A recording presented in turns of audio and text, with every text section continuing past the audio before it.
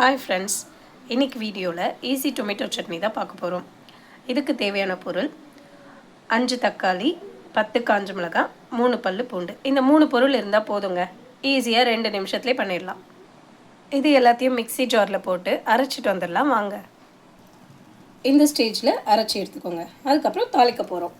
வானல் வச்சு எண்ணெய் சூடானதும் அடுப்பு போட்டுக்கோங்க. 2 பூண்டு பல்,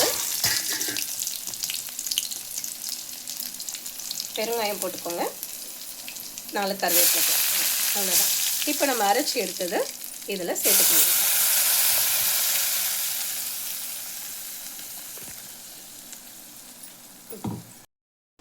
இப்போ இது நல்லா கொதிச்சிட்ருக்கு. நான் அரைக்கும் போதே உப்பு ஆட் பண்ணிட்டேன். அவ்வளோதாங்க. இந்த மாதிரி எண்ணெய் நல்லா சுண்டி வரணும்.